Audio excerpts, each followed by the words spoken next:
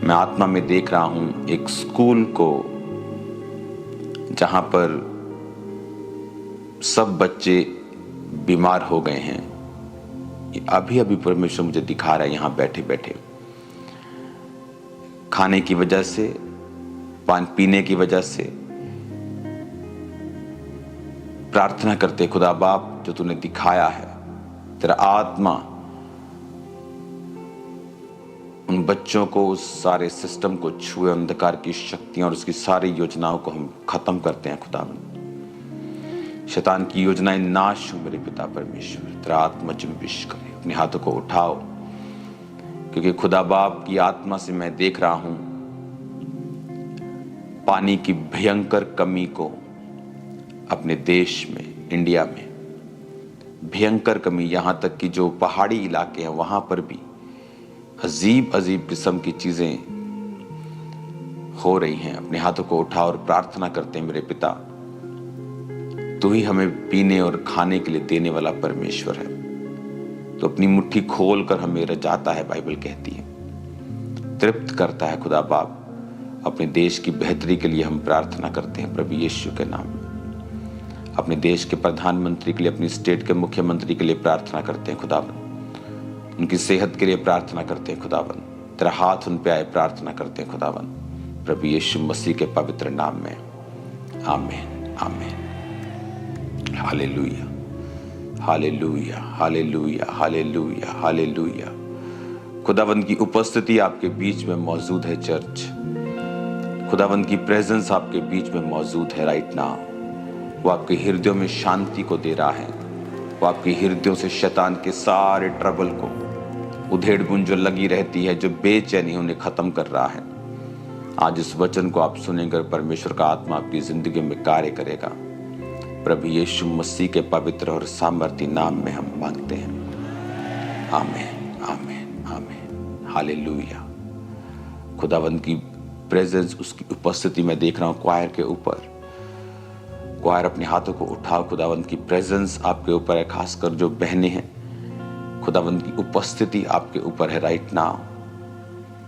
खुदावन की प्रेजेंस आपके ऊपर है राइट नाउ।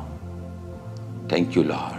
वो आपको फिल कर रहा है, वो आपको भर रहा है उसकी उपस्थिति से, उसके मसे से, उसकी सामर्थ से। इन जीसस नेम। अपने हाथों को उठाओ। जो लोग चेयर्स पे हैं राइट हैंड साइड में, खुदावन की स्पिरिट को देख रहा हूं आपकी लाइफ के ऊपर बड़े कार्य करते हुए। एक सिस्टर को मैं देख रहा हूं, परमेश्वर का आत्मा आपको छू रहा है राइट नाउ। आपको गठिया है और आप येलो कलर के सूट बहुत डालती हैं और आपको गठिया है आपको, और ये लंबे समय से है। परमेश्वर का आत्मा आपको छू रहा है और चंगा कर रहा है right now. Be healed in Jesus name, be healed in Jesus name, be healed in Jesus name. खुदावन की स्पिरिट आपके ऊपर आ रही है राइट नाउ। माइग्रेन को मैं देखता हूं जाते हुए, एक भाई के ऊपर से देख रहा हूं माइग्रेन को जाते हुए।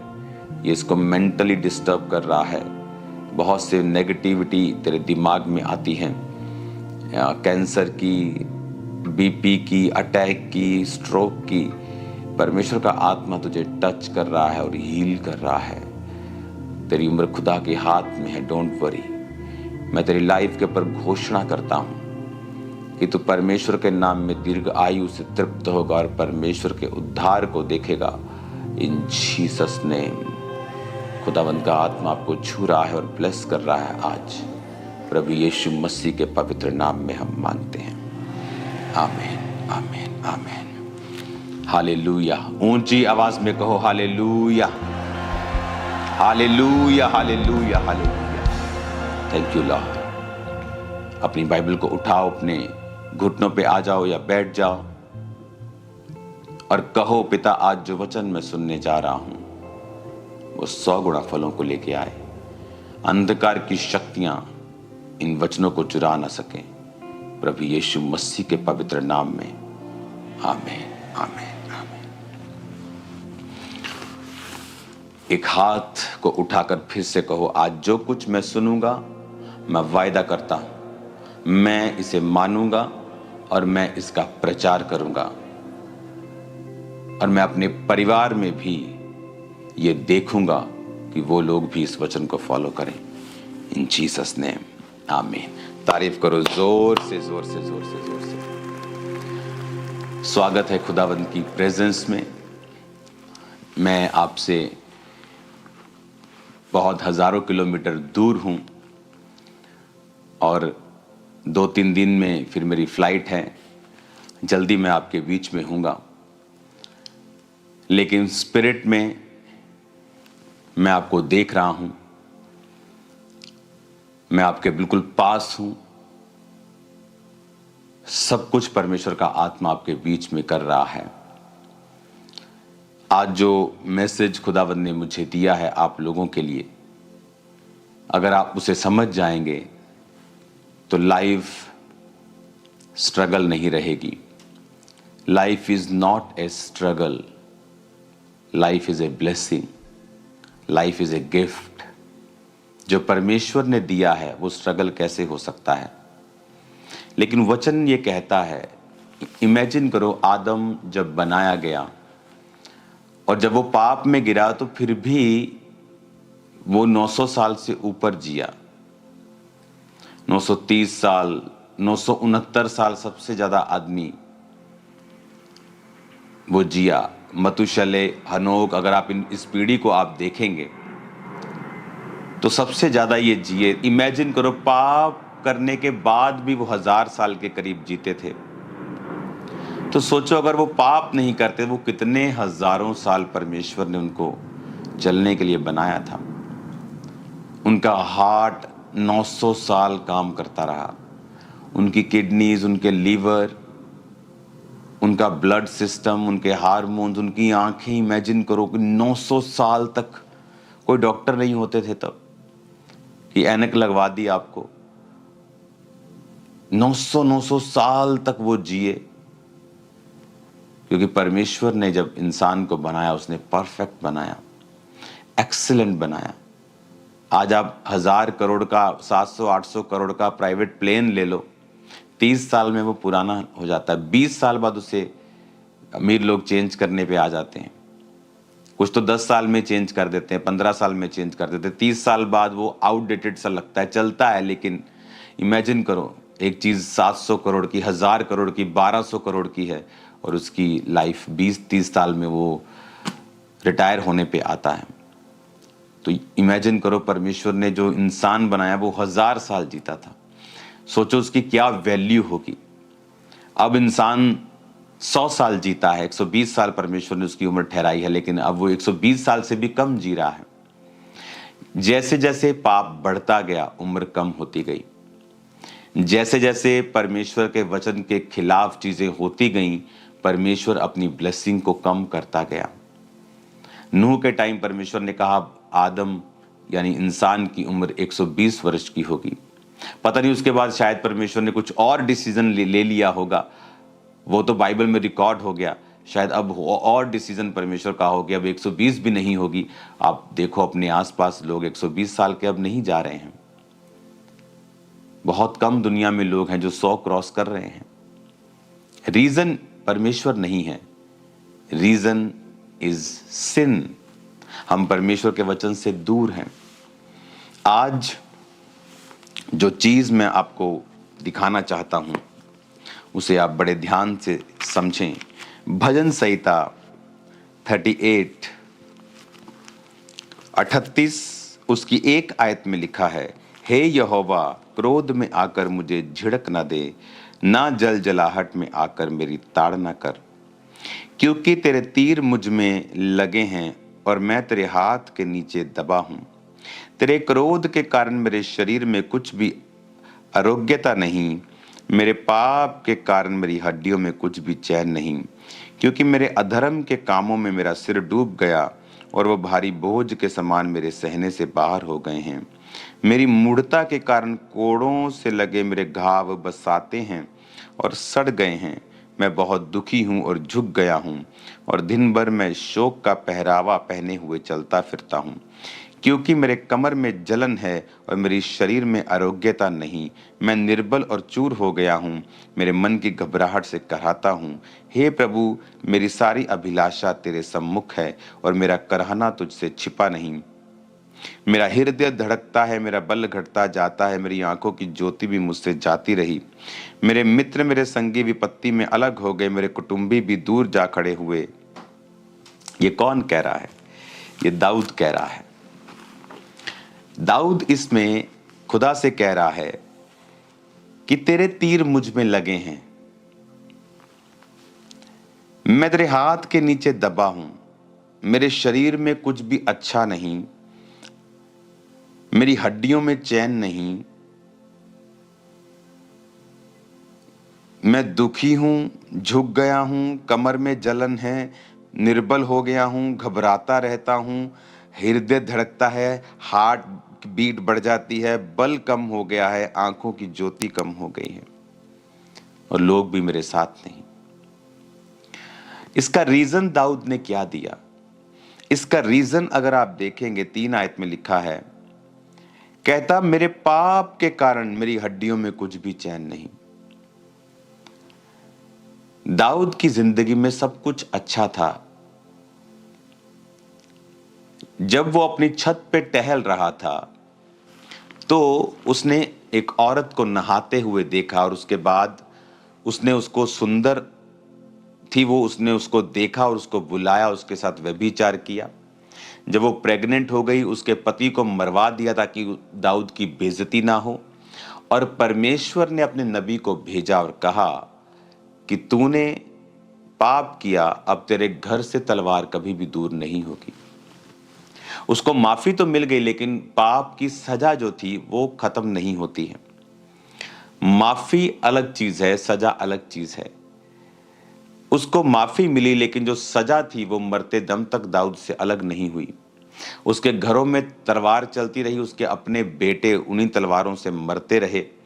दाऊद को वो राज्य छोड़कर भागना पड़ा नंगे पांव, जैसा पहले भागता था वो पहाड़ों पर राजा बनने के बाद भी वो उसी कंडीशन पे आ गया। पर दाऊद ने कहा मेरे पाप के कारण, मेरे अधर्म के कामों के कारण मेरा सिर डूब गया, मेरी मूढ़ता के कारण। मूढ़ता, पाप कौन करता है? जो मूढ़ है। दाऊद उस समय पाप में गिरा जबकि राजा लोग युद्ध करने के लिए जाते थे। रिलैक्स हो गया लाइफ में, युद्ध करने का समय था वो। आप कई बारी प्रार्थना छोड़ देते हैं, आपकी लाइफ में सुख आ गए, गाड़ियां आ गई, घर आ गए, उसके बाद आप प्रेयर कम कर देते हैं, छोड़ देते हैं। सुख आ गया, शादियां आ गई, घरों में बड़े बड़े फंक्शन आ गए, आपने प्रार्थना करनी छोड़ दी। और उसी समय जब आप प्रेयर करना छोड़ देते हैं, शैतान उस समय का फायदा उठाता है, क्योंकि आपकी स्पिरिचुअल लाइफ में जो परिपक्वता है या आपकी स्पिरिचुअल लाइफ में जो, जैसे दाऊद की जिंदगी में वो फाइट के लिए नहीं गया, एक रिलैक्सेशन मोड में चला गया।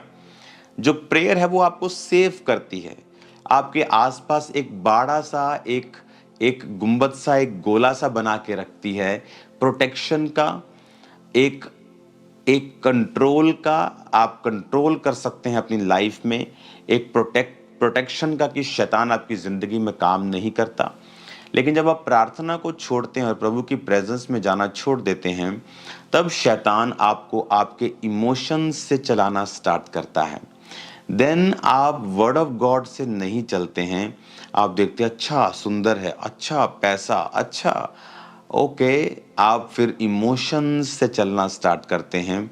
और जब आप इमोशंस से चलना स्टार्ट करते हैं, जब आप शरीर से चलना स्टार्ट करते हैं, फीलिंग से चलना स्टार्ट करते हैं, भावनाओं से चलना स्टार्ट करते हैं, वो समय होता है कि जब आप गिरावट की ओर चले जाते हैं।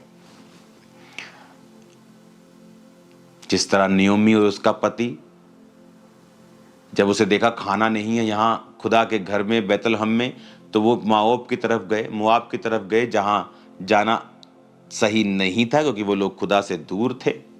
Emotions, feelings. तब आप बाय फेथ नहीं चलते कि नहीं मैं अपने परमेश्वर के प्रेजेंस में रहूंगा, वो खाना दे चाहे ना दे, अगर उसने मुझे बनाया है वो मेरी सप्लाई भी करेगा। लेकिन जब आप फीलिंग से चलते हैं, डर से चलते हैं, घबराहट से चलना स्टार्ट करते हैं, तब शैतान आपकी लाइफ में एंट्री करता है। क्या कहता वो 7 आयत में, कहता मेरी कमर में जलन, शरीर में आरोग्यता नहीं, निर्बल हो गया हूं, चूर हो गया हूं, घबराता रहता हूं। हार्ट बीट बढ़ गई है, घबराहट होती रहती है, मैं निर्बल हो गया हूँ, वीक हो गया हूँ, कमर दुखती है, दुखी हो गया हूँ, झुक गया हूँ, हृदय धड़कता है, बल घटता जाता है, आंखों में ज्योति नहीं है। इसका रीजन क्या था? कहता मेरे अधर्म के कामों में, मेरे पाप के कामों के कारण। वचन कहता है व्यभिचार करने वाला अपने शरीर के खिलाफ पाप करता है। प्रभु के खिलाफ तो वो पाप करता ही है, लेकिन वो अपने शरीर के खिलाफ भी पाप करता है। 2 तरह की परीक्षाएं आप एक विश्वासी के रूप में देखते हैं। एक परीक्षा होती है जैसे दाऊद की जिंदगी में तब थी जब वो भेड़ बकरियों को चराता था। इसीलिए भेड़ बकरियों को चराता था क्योंकि फैमिली में रिजेक्टेड था। इसीलिए रिजेक्टेड नहीं था क्योंकि वो पापी था। वो इसलिए रिजेक्टेड था क्योंकि उसकी बातें उनके साथ मिलती नहीं थी। वो धर्मी था। यूसुफ के जीवन में परीक्षा आई जब वो गड्ढे में गिराया गया, इसलिए नहीं कि वो पापी था, इसलिए कि वो दूसरों से ज्यादा धर्मी था। जब वो बात करता था तो दूसरे चिढ़ते थे। जब वो बात करता था दूसरे चिढ़ते थे। क्यों चिढ़ते थे? क्योंकि जो धर्मी की बातें होती हैं वो दूसरा व्यक्ति जो पापी है, जो शारीरिक है, उसके लिए वो मूर्खता की बातें, उसके लिए वो बेवकूफ़ी की बातें हैं, उसके लिए वो बुद्धिमानी की बात नहीं है। वो सांसारिक रूप में चलते थे और इसीलिए वो उससे नफरत करते थे और उसको गड्ढे में गिराया। एक तो ये परीक्षा है। ये परीक्षा आपके पाप के कारण नहीं, आपकी पवित्रताई और प्रभु में अच्छी तरह से चलने के कारण है। इस परीक्षा के कारण आपके जीवन में दुख नहीं होगा। वो दुख जो आपको लगता है दुख है, वो धीरे धीरे परमेश्वर उसको आनंद में और विक्ट्री में और टेस्टिमनी में बदल देता है, क्योंकि उसी यूसुफ को परमेश्वर ने ट्रेंड किया और फिर वो प्रधानमंत्री की कुर्सी तक पहुंचा। लेकिन जो परीक्षा अधर्म के कामों के कारण और पाप के कारण आई, उसके कारण वो आपको फलवंत नहीं करती बल्कि आपको शर्मिंदा करती है। इसीलिए दाऊद जब उस पहाड़ पर भागा जा रहा था पाप के बाद, जब उसका बेटा उसके खिलाफ हो गया, तो वचन कहता है कि एक व्यक्ति आकर दाऊद को ओछा ओछा और कोसने लगा और दाऊद ने अपने लोगों को कहा इसको कुछ मत कहना, क्योंकि जो भी ये हो रहा है ये यहोवा की ओर से हो रहा है। यानी एक ऐसी परीक्षा जो हमने अपने पाप के कारण अपनी जिंदगी में ली है, वो हमें बढ़ाने के लिए नहीं है, बल्कि वो हमें शर्मिंदा करती है, कमजोर करती है, हमारे बल को कम करती है। लेकिन परमेश्वर कहता है कि मैं क्षमा करने वाला परमेश्वर हूं। और जब आप परमेश्वर की ओर फिर से जाते हैं और अपनी लाइफ में अपनी कमियों को रिकॉग्नाइज करते हैं कि ये मेरी जिंदगी में कमी है, और आप उसको छोड़ते हैं और आप परमेश्वर की ओर जाते हैं और परमेश्वर की प्रेजेंस में जाकर आप माफ़ी मांगते हैं और फिर से अपनी ज़िंदगी को आप लाइन पर लेके आते हैं और पाप से निकलते हैं, तो परमेश्वर फिर से आपको आनंद देता है। हालेलुया। अब 16 आयत में लिखा, कहता क्योंकि मैंने कहा ऐसा ना हो कि वो मुझ पर आनंद करें, जब मेरा पांव फिसल जाता है वो मुझ पर अपनी बड़ाई मारते हैं। अब मैं गिरने पे हूँ, मेरा शौक निरंतर मेरे सामने है, इसलिए कि मैं तो अपने अधर्म को प्रकट करूंगा और अपने पाप के कारण खेदित रहूंगा। अब वो कह रहा है कि मैं अपने पाप के कारण खेदित हूं, यानी वो पश्चाताप कर रहा है। कहता अधर्म को प्रकट करूंगा, प्रभु को बताऊंगा कि मुझसे अधर्म हुआ है और मैं उसकी माफी को मांगूंगा। जैसे ही आप माफी को मांगते हैं, आप प्रभु के साथ अपने कनेक्शन को राइट करते हैं। आप नशे को, व्यभिचार को, चोरियों को, परमेश्वर के नाम में आप मूर्ति पूजा को, बहुत सारी चीजें जो बाइबल के खिलाफ है, आप उनको जब छोड़ते हैं, तो वचन ये कहता है कि परमेश्वर आप पर कृपा करते हैं। वो कहता है कि वो तेरी लाइफ को फिर रिस्टोर करता है। जो छिन गया है, जो चला गया है, परमेश्वर उसको वापिस करता है। आमीन। अब 39 भजन संहिता 1 आयत में लिखा है, मैंने कहा मैं अपनी चाल चलन में चौकसी करूंगा ताकि मेरी जीभ से पाप ना हो। जब तक दुष्ट मेरे सामने है तब तक मैं लगाम लगाए अपना मुंह बंद किए रहूंगा। हालेलुया। अब अगर आप इस पूरे 39 अध्याय को आप पढ़ेंगे तो आपको ये मालूम होगा कि वो तौबा कर रहा है, साथ साथ उसके दिल में एक पछतावा भी है। वो पेन अनबेरेबल है, लेकिन परमेश्वर उसको छुड़ाता भी है। और वो क्या कहता है कि भजन संहिता 38 उसकी 19 आयत में कहता है, मेरे शत्रु फुर्तीले और सामर्थी, मेरे बैरी बहुत से हैं। अब यहां पर वो एक चीज को बयान कर रहा है जो 16 आयत में लिखा है, क्योंकि मैंने कहा ऐसा ना हो कि वो मुझ पर आनंद करें। यानी जब आप पाप करते हैं तो आप अपने शत्रु को आनंद करने का मौका देते हैं। जब आप पाप करते हैं तो आपका शत्रु ये सोचता है कि उसने आप पर अटैक किया और वो कामयाब हो गया, पर वचन कहता है कि शत्रु कभी भी क्रिश्चियन व्यक्ति पर कामयाब नहीं होता। वो आएगा और शर्मिंदा होकर जाएगा। आपने देखा है ये होते हुए, एक बार नहीं खामरा चर्च, थाउजेंड्स टाइम, सैकड़ों के सैकड़ों बार आपने देखा है चर्च में पूरा होते हुए। शत्रु उठा, आया, शर्मिंदा हुआ, 7 दिशाओं से भागा, फिर खड़ा हुआ, फिर शर्मिंदा हुआ। क्यों? क्योंकि कोई भी अटैक आप पर नहीं चलता जब तक आप अपने अधर्म और अपने पाप के कारण शत्रु को मौका ना दें। अब दाऊद ये कह रहा है कि मेरा शत्रु मुझ पर आनंद कर रहा है, प्रभु उसको रोक, मैं अपने पाप को मानता हूं। लेकिन अब उसे ये प्रार्थना करने की भी जरूरत नहीं पड़ती अगर वो इस पाप में ना फंसता तो, क्योंकि वचन कहता है कि तुम्हारे कारण अन्य जातियों में मेरे नाम की निंदा की जाती है। कि जब तुम पाप करते हो और तुम्हारे जीवन में शैतान अटैक करता है, फिर लोग परमेश्वर को जज करने लगते हैं। वो ये नहीं देखते कि इस व्यक्ति ने पाप किया है, वो परमेश्वर को जज करने लगते हैं, वो पूरी कौम को जज करने लगते हैं। हालेलुया। आज मैं चाहता हूं कि आप एक 1.5 मिनट की वीडियो को देखो, जहां एक जगह पर मैं था और सामने बहुत सारे पहाड़ थे। तो मैंने परमेश्वर की आत्मा से अंदर कहा कि परमेश्वर, मैं इन पहाड़ों की ओर देख रहा हूं, मुझे कोई मैसेज दे तू। मैं इन पहाड़ों की ओर देख रहा हूं, मुझे तू क्या कहना चाहता है। सडनली परमेश्वर की आत्मा ने मुझसे बात की। पहले आप वो वीडियो को देखो। 2 पहाड़ है सामने, एक ये वाला जो ग्लेशियर है,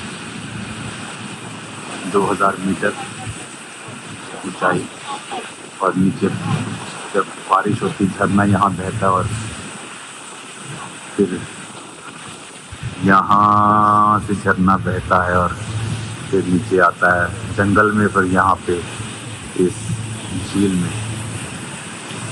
और बहुत सारे पहाड़ इसके आसपास हैं। लेकिन जो पहाड़ सबसे बड़ा है वो उतना ही ग्लोरियस दिखता है, उतना ही मैजेस्टिक दिखता है। वही हाल आत्मा के लोगों का है।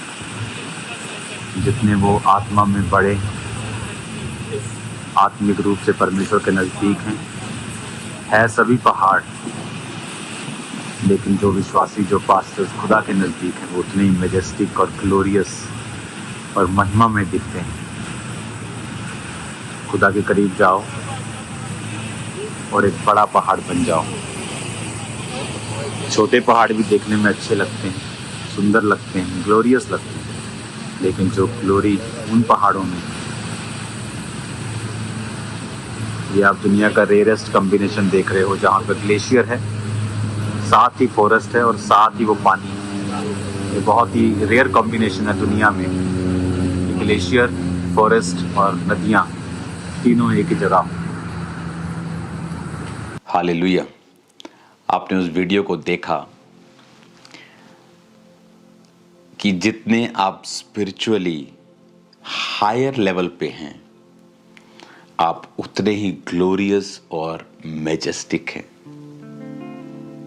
और जितने ही आप स्पिरिचुअली कम लेवल पे हैं, आप दिखने में आप भी अच्छे हैं, बट जो ग्लोरी, जो महिमा, जो एक ऑरा जो उस पहाड़ का है, वो दूसरे पहाड़ों का नहीं है। उसी तरह से जब आप स्पिरिचुअली अपने आप को ग्रो कर जाते हैं, आप स्पिरिचुअली अपने आप को हायर लेवल पर ले जाते हैं, बर्फ भी आप पर पड़ती है, ग्लोरियस भी आप ही लगते हैं। लेकिन जो दूसरे पहाड़ हैं वो भी पहाड़ हैं, लेकिन जो लोग देखना चाहते हैं वो उन पहाड़ों की ओर आकर्षित होते हैं। अपनी लाइफ में अगर किसी चीज के लिए जोर लगाना है तो वो है आपको स्पिरिचुअलिटी में बढ़ना कैसे है। जैसे ही आप स्पिरिचुअल लाइफ में ग्रो करना स्टार्ट करते हैं, सडनली वो चीजें जो आप स्ट्रगल कर रहे थे पाने के लिए, आपकी लाइफ में आना स्टार्ट होती हैं। जब आप स्पिरिचुअली अगर एक पास्टर हैं, तो अगर आप स्पिरिचुअल हैं, आपने बहुत से लोगों को देखा होगा। अब मैं ये बात आपको बहुत बार बताता हूं कि 2 तरीके हैं अपना चेहरा लाल करने के। एक तो अच्छी खुराक खा के आप अपने चेहरे को अच्छा कर सकते हो, या फिर अपने चेहरे पर खुद ही थप्पड़ मार मार के अपने आप को लाल कर सकते हो। पर ये वाला लाल तो कुछ ही दिन रहेगा।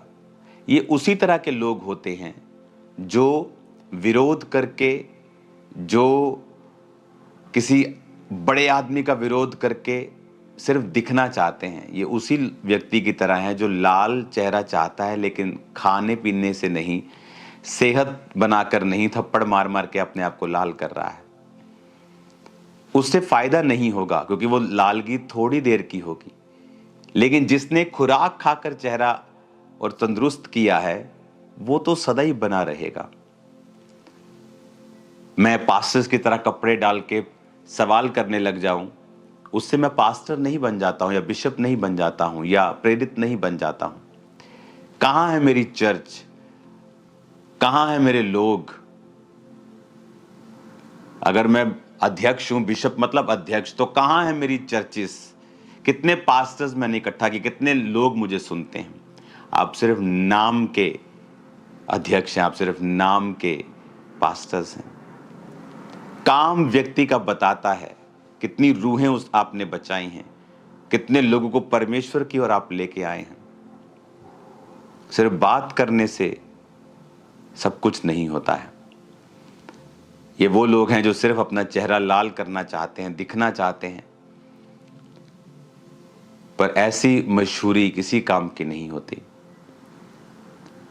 लेकिन जिन व्यक्तियों ने परमेश्वर के लिए कार्य किया है, जो ये जानते हैं कि हमें स्पिरिचुअलिटी में बढ़ना है, वो स्पिरिचुअल लाइफ में जब बढ़ते हैं, वो खुद ब खुद उनकी लाइफ पर एक ग्लोरी आ जाती है।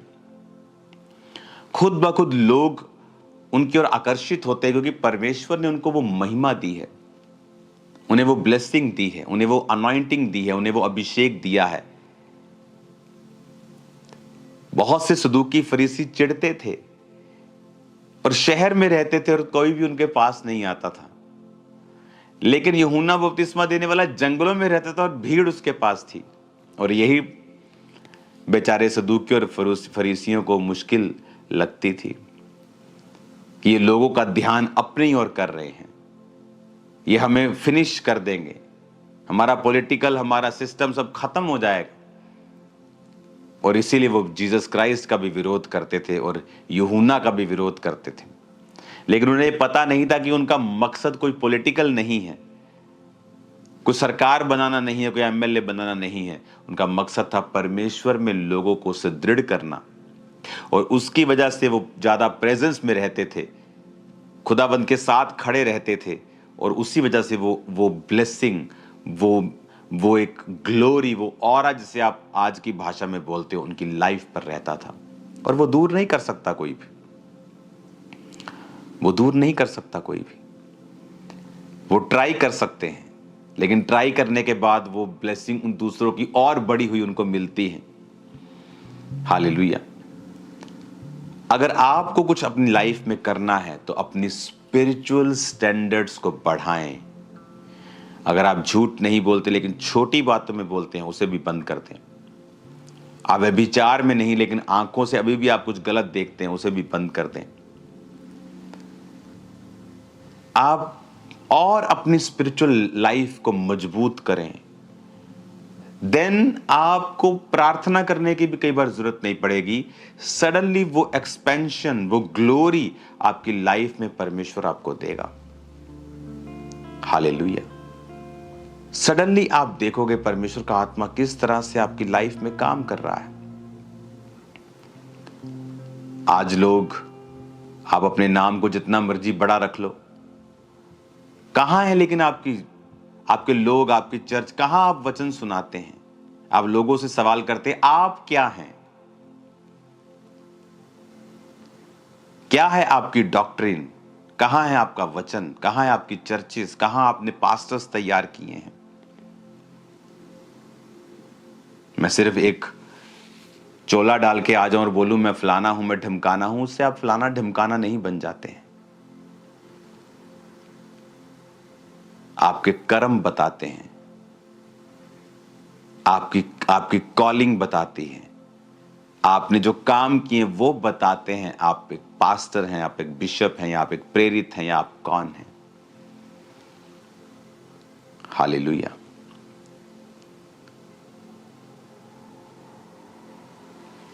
कलीसिया को एक ही बात पर ध्यान देना है कि आपको स्पिरिचुअल लाइफ में ग्रो करना है। जैसे आप स्पिरिचुअल लाइफ में ग्रो करेंगे, सडनली थिंग्स चेंज होंगी। आम पहाड़ का माहौल और एक ऊंचे पहाड़ का माहौल अगर आप जाकर देखेंगे, दोनों में आपको बहुत फर्क दिखेगा। और वही एक व्यक्ति की स्पिरिचुअल लाइफ है। वो किस लेवल पर है, वो सारा माहौल ही चेंज हो जाएगा जब आप हायर लेवल के ऊपर जाएंगे। गैर भाषा बोलें, फालतू की निंदाओं से, चुगलियों से दूर रहें, अपने काम से मतलब रखें, रूहों को बचाएं, पाप से दूर रहें। सडनली आप देखोगे एक बड़े काम को अपनी लाइफ में होते हुए।